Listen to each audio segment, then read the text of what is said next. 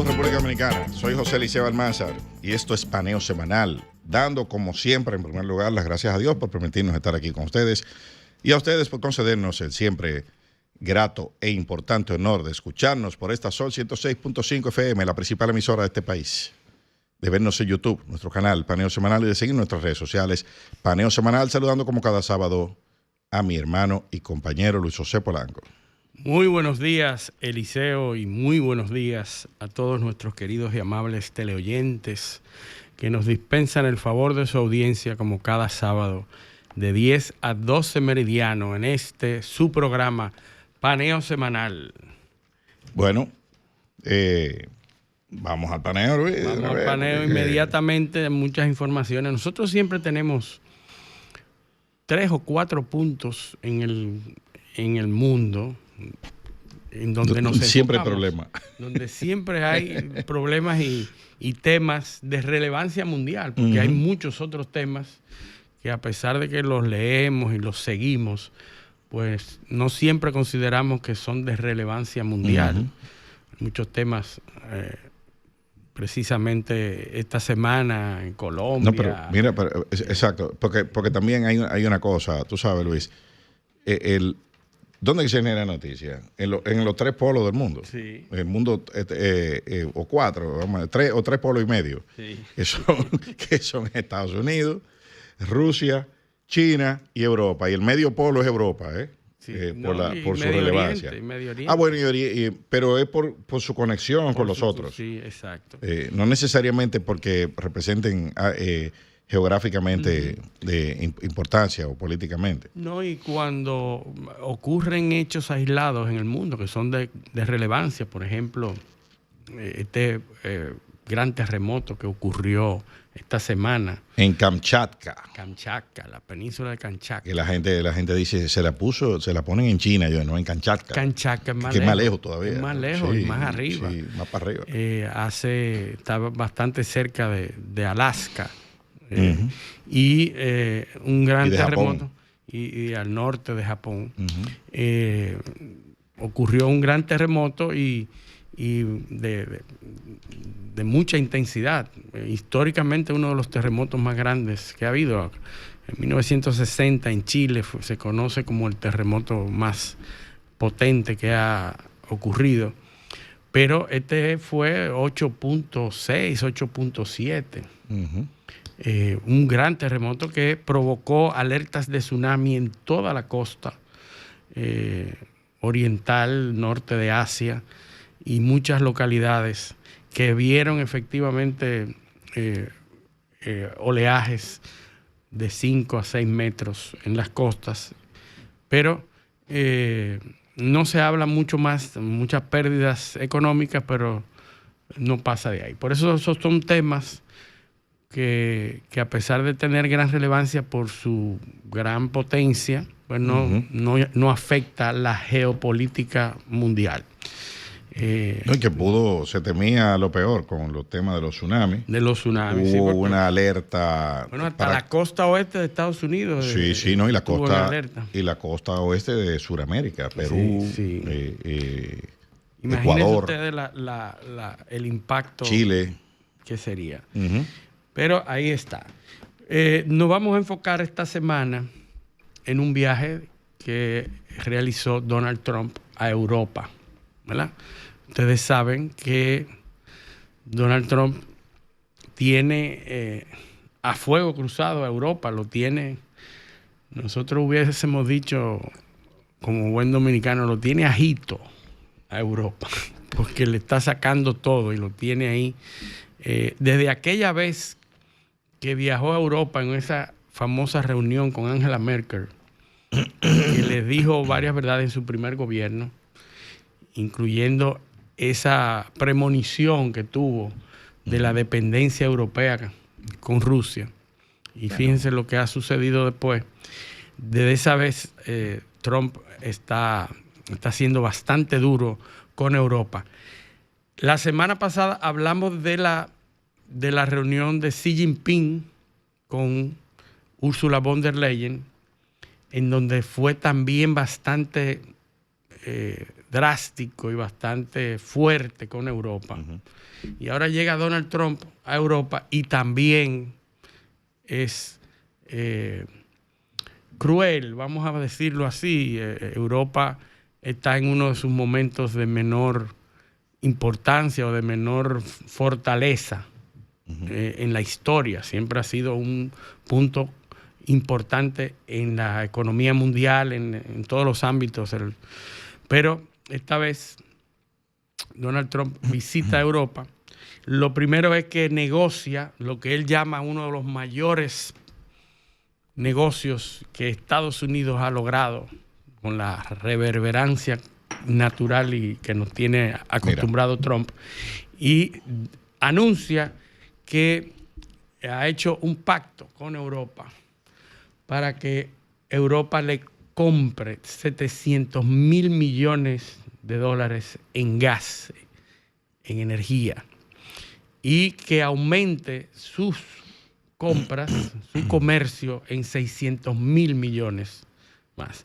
Es decir, él ha llegado a Europa, ha dicho muchísimas cosas, ha impuesto su fortaleza y su preponderancia en Europa para lograr que Europa se comprometa a comprarle gas a Estados Unidos por 750 mil millones de dólares. Mira, yo cuando yo veo el accionar de los europeos, no puedo evitar recordar a Malcolm X en aquel discurso que él pronunció en 1964, la bala o el voto, donde él usa una metáfora para ilustrar. Él decía que el votante afroamericano, cuando iba a una casilla de votación, estaba ante un lobo que con su cara feroz entendía que lo iba a agredir, y ante un zorro que con una cara que fingía amistad lo hacía confiar. Y entonces él se inclinaba por el zorro. Por la cara. Por la cara y por la expresión de amistad. Pero la ferocidad es la misma. Pero él decía que el zorro es más peligroso. Porque el zorro, al tener una cara amistosa, hace que tú te desarmes, que bajes la guardia. Y entonces cuando tú bajas la guardia, te ataca. En cambio el lobo, como tiene una cara agresiva, tú vas en actitud de defensa y tú tienes una oportunidad si logra defenderte. Pero del zorro tú no te defiendes. Eso es lo que le está pasando a Europa con Estados Unidos. Estados Unidos le ha dicho que Rusia es el lobo. Pero Estados Unidos es el zorro. Que se le ha sentado ahí, le arrancó, lo sacó de Ucrania, de la mesa de negociación, porque le entregó Ucrania una parte a los rusos y la otra parte la cogió Estados Unidos, y dejó a Europa fuera de la mesa. Los hizo comprarle las armas que le está dando a los ucranianos. Tú le vas a dar armas, pero me la tienes que comprar a mí. Sacando provecho. O sea, tú no vas a hacer caridad. Tú no vas a hacer caridad con lo mío. ¿Entiendes? O sea, tú no eres nadie. Tú le vas a dar armas, pero me la tienes que comprar a mí. ¿Tú ves? Entonces ahora fue y lo puso de rodillas prácticamente en una nueva edición, claro, obviamente con sus matices, del Pacto de Versalles. Esto es lo que más se parece al Pacto de Versalles cuando Alemania se rindió en la Primera Guerra Mundial. O sea, es una cosa que dicen los mismos analistas europeos, que es humillante lo que ha firmado la Unión Europea. Es una cosa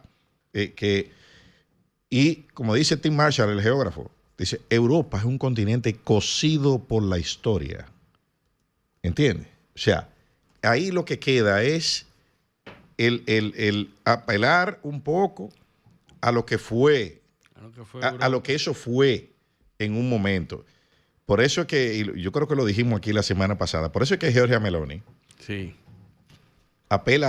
están apelando a las raíces cristianas, a la simbología romana, que ella llegó incluso a sugerir que la capital de la Unión Europea no debe estar en Bruselas, sino en Roma. En Roma. Porque Roma fue la cuna de la civilización. Sí, tiene sentido. Bueno, pero mira por dónde que están tratando de agarrar, de buscar el problema es que históricamente... Europa se metió en eso. Claro, sola. es que históricamente también eso es una cuestión que resiste mucho análisis, porque ¿qué tú vas a hacer con los europeos que están al este del Rin, donde no cruzó, donde los romanos no cruzaron? Sí, que tienen toda su cultura forjada precisamente en ser antirromano. Y me refiero a los alemanes, que son arminios, que es vamos a decir, el símbolo cultural de la cultura teutona alemana. La estatua de Arminio es un héroe porque aplastó a los romanos en Teutoburgo. Sí. O sea, la estatua de Arminio es uno de los sitios más visitados en Alemania, una estatua gigantesca que está de espalda, o sea, él está de espalda Arminio, Roma. Exactamente, Arminio está mirando al este, de espalda a Roma, aplastando un águila, Sí. Que es el símbolo de las legiones. Sí. ¿Entiendes? Entonces, ¿cómo Europa, como tú dices, se metió ella misma en esa? Y eso es lo que yo no termino de entender, porque la historia, cuando estas cosas bajen, Sí, cuando se vayan a analizar y se hagan los análisis fríos, objetivos, veremos por qué, porque ahora mismo no tenemos la respuesta, pero todo lo que, todos los paradigmas sobre los cuales se construyó la sociedad europea y la civilización europea están seriamente cuestionados. Por ejemplo, nadie jamás pensó que en Alemania iban a proscribir partidos políticos por algo que no fuera una apología al nazismo. Sí. ¿Entiendes? O sea, por mostrar conductas extremas, pero no con discurso de odio. No. O sea, ¿hasta dónde el discurso de odio? O sea, ¿quién lo ha protegido mejor? ¿Estados Unidos en su constitución o Europa, que era la cuna de la civilización y la tolerancia y el debate de ideas? Nadie jamás pensó, por ejemplo, que la Unión Europea iba a anular elecciones en un Estado miembro porque ganaba un candidato que no era el deseable, que ellos no querían. Sí. O sea, yo creo que Europa se excedió en una línea hacia el socialismo, hacia los valores, se metió tanto en su filosofía humanista que luego muchos hechos les resultaron contrarios a esa filosofía y no tenían argumentos para combatir eso. Porque Europa se benefició de décadas de progreso, décadas de globalización y ausencia de guerras, ausencia de conflictos, que hace que las sociedades entiendan que no son necesarios, mientras más unificación, mientras más bloques se hagan, mucho mejor. Entonces, no, porque pero, por ejemplo, es que Europa es un ejemplo del manejo de conflictos, porque no era que no hubiesen conflictos, era que se encontró la manera de convivir en las diferencias. Sí. Por ejemplo, España, diferencias siempre ha habido, lo que no habían eran conflictos armados. Exacto. ¿Por qué? Porque había cierto respeto. O sea, Europa es un ejemplo de lo que son de la autonomía. Sí. O sea, de autonomía regional, y las décadas de sistemas de gobierno. Unipolaridad mundial. Exacto, porque después que cayó el muro de Berlín, había solamente un polo económico, militar, político. ¿Verdad? Y eso es lo que hace que todos esos países desarrollados entiendan que ya lo demás no es importante. Exacto. Y ahora han surgido estos tres polos que son, el mundo es ahora mismo tripolar, China, Rusia y Estados Unidos, y las cosas se están recomponiendo. Europa se ha quedado fuera de ese auge, de ese reparto. Entonces, ahí viene, bueno, Trump llega a Europa, forza, como tú dices, muchos analistas entienden humillante la posición de Europa y de lo que logró Donald Trump, Humillante. Esto, o sea, no hay el más mínimo principio de reciprocidad. Macron tuvo que salir a la defensiva diciendo que se oponía y que esto se iba a separar de esas decisiones, claro, tratando de hacerse... Pero fíjate que con Inglaterra ese no fue el trato, ¿eh? Sí. O sea, ahí se llegó a un acuerdo con ciertos niveles de reciprocidad. Sí. Con Japón, la misma historia. También la historia muy exitosa, esa negociación para ambas partes. Con China, a China Trump intentó narigonearla, pero no pudo. Sí. Y al final terminó en un acuerdo con ciertos niveles de respeto, donde no obligó a China a nada prácticamente. Sí. Pero a esta gente no le dio nada y los humilló. Sí. O sea, le puso un arancel a los productos europeos y los productos de Estados Unidos entran sin arancel a Europa. Sí. Y lo obligó a comprarle, no solo a comprarle gas. El gas. No, y Ursula von der Leyen diciendo que el gas americano es mejor que el ruso. Sí. Óyeme, pero qué barbaridad. O sea, es más caro. Es mucho más caro. No, sí, pero es porque ella tiene que decir algo. Sí, porque no se puede justificar no que puede no esté pagando más caro. Exacto. O sea, no estoy pagando más caro porque es mejor. O sea, tú estás viendo a qué niveles se ha llegado ahí. Sí, eso es así, pero no es exclusivo de los norteamericanos. Xi Jinping también tuvo una actitud muy parecida con Ursula von der Leyen. Claro, no, el desplante. Fue muy fuerte. No, el desplante. Y el desplante no lo fue a recoger. El desplante, no fue nadie a recibir a la delegación de la Unión Europea. Llegaron solo y lo montaron en un autobús. Sí. O sea, ni siquiera vehículo, un autobús, súbanse ahí. Y le mandaron un personal de tercera línea a recibirlo. No, fue una reunión que terminó, de hecho, fue más corta de lo que... Sí, más corta de lo que se pensaba. Sí, la gira la recortaron. Creo que eran 3 días y a los 2 días se fue todo el mundo. Sí, fue también humillante. Desde su punto de vista no tan explícito como con Donald Trump. Y Xi Jinping siempre nos tiene acostumbrados a ser muy diplomático. Esta vez no lo fue. No. Increíble, ¿eh? Él sabe cómo enviar mensajes. Y China es famoso y es destacado por los mensajes que envía y cómo los envía. Y qué dice y qué no dice. Fue una cosa clara. Entonces, el gran perdedor de nuevo, Europa. Yo tengo la teoría, ¿no? De que a la Europa que nosotros conocemos le queda menos de 30 años. Sí, es así. Y yo creo que se encamina hacia un desmembramiento de lo que era. Ya de hecho está siendo desmembrada. Se está dándole mucho más importancia a la OTAN que a la Unión Europea. Entonces, ya lo importante ahora mismo es la defensa. Claro. Los presupuestos. Porque ellos mismos han dicho que no tienen capacidad para defenderse. Sí. Y para poder lograrlo, porque están metidos en esa filosofía en la que ellos mismos se metieron, tienen que hacer narrativas y tienen que crear narrativas para que la población compre ese discurso de el aumento del presupuesto militar para la defensa, porque lo que estamos viviendo en esta época es que regresa de nuevo el militarismo a formar parte fundamental de los estados y las economías. Pero sin militares.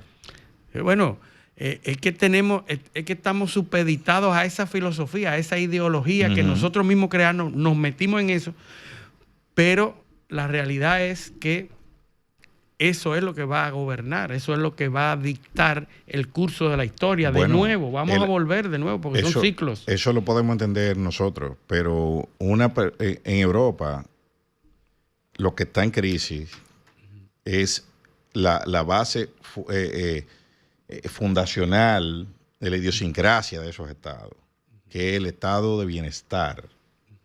O sea, eso que tenía un europeo seguro, un francés, un español, un italiano, bueno, que iba a trabajar, que se iba a retirar, que iba a tener educación de calidad, que iba a tener... Todo eso está seriamente amenazado. Está comprometido a pesar de las décadas de paz, la década de progreso, las décadas de desarrollo de Europa, están a punto de terminar precisamente por la conmoción causada por esos tres polos que están surgiendo y que discuten su prevalencia, su importancia, su relevancia en el mundo. Y como ya dijimos, Europa se está fuera de eso. Claro. Y no tiene espacio. En ningún reparto que se esté haciendo ahora en el mundo a los europeos les está tocando algo. Nada de lo que se está repartiendo. Es más, de hecho, lo que tenían, que eran, por ejemplo, y vemos el caso francés, que es uno de los más, yo diría que el principal, lo que ha pasado en el Sahel, donde los franceses han ido perdiendo los control sobre los territorios que tenían, que controlaban allí. Están amenazados de perder esa influencia que tienen los franceses todavía, porque todavía tienen monedas y bueno, y pero eso ahora lo que está de moda ahí es ser antifrancés. Antifrancés. Entonces eso ahí yo no veo cómo eso se va a resolver en el corto plazo. No hay forma, porque ellos tampoco pueden atender ese foco.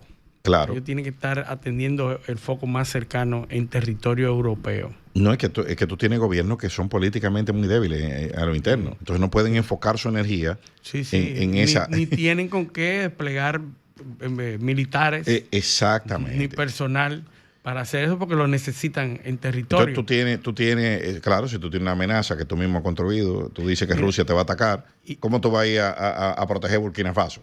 No hay o manera. Mali, o Níger. Fíjate, hoy me llegó un video de Giorgia Meloni con una papeleta sí. franco-colonial del CFA. Del CFA, atacando a Francia. Sí, pero eso es de un match que ella tuvo hace unos años. Hace mucho tiempo con Macron. Sí. Porque creo que Macron dijo que los italianos eran vomitivos, algo así. Vomitivos, y ella ripostó con toda una serie de ataques que la realidad es que tenía razón, ¿verdad? Porque le reclamó la forma de gobierno y la forma de colonialismo que ejerció Francia en África. Y la verdad que si Europa no se unifica en torno a algo, se encamina al desmembramiento inminente, ¿verdad? Claro, lo que pasa es que la locomotora de Europa era Alemania. Sí. Alemania, con ese problema, ese manejo torpe del tema ruso, que también, porque vamos a ver una cosa, el Nord Stream era un negocio alemán, o sea, donde los alemanes tenían participación. Sí. Involucrado un ex primer ministro, un ex canciller. Un ex canciller. Una serie de decisiones que tomaron los alemanes, el lobbying alemán, que decidió apagar todas sus plantas nucleares, decidió cambiar toda su generación porque habían conseguido gas barato. Sí, lo tenían resuelto el problema. Tenían el problema resuelto con energía barata. Entonces, ¿qué pasa? Bueno, al tú eliminar la fuente de energía barata e irte por renovable, los verdes se impusieron allí, y eso trajo un efecto dominó con la industria alemana.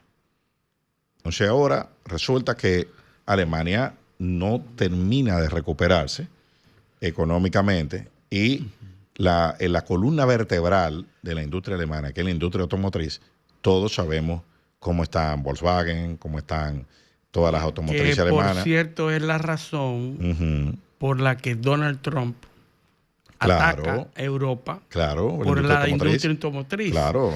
Que es la que tiene restricciones fuertes contra los vehículos norteamericanos. Es decir, en Europa protege su industria automotriz poniendo aranceles a los vehículos norteamericanos. Entonces Donald Trump llega y dice, no, pero es que los vehículos norteamericanos no son tratados bien. Claro. Es lo que Donald Trump dice, no nos tratan bien en Europa. No, y además que ese problema de reconvertir esa industria a ponerla a competir en eficiencia y crear una industria militar que no había, pues Rheinmetall, que es la industria alemana más importante de armamento, tiene capital norteamericano. Sí, también, claro, porque Sí. se compone. Hoy en día no, esos capitales como antes, que los países tenían mucha influencia en esas compañías, hoy en día son capitales que no necesariamente están en un país u otro. Claro que la tecnología la tiene Estados Unidos. La tienen en Estados Unidos, pero están operando en otros países. Claro. Y las plantas, por ejemplo, las plantas de chips que está haciendo la Unión Europea, ¿de quién son? Son de Intel. Sí. Es Intel que está haciendo eso. Correcto. Ahora, lo que Donald Trump quiere, y está logrando de alguna manera, lo están tratando de complacer de alguna manera a Donald Trump, es de que algunas de esas grandes compañías que producen chips, tanto en Taiwán como en Malasia, como en el sudeste asiático, están tratando de complacer a Trump, que tiene un discurso de traer las empresas, lo cual no va a suceder, porque eso es absurdo en términos de mercado.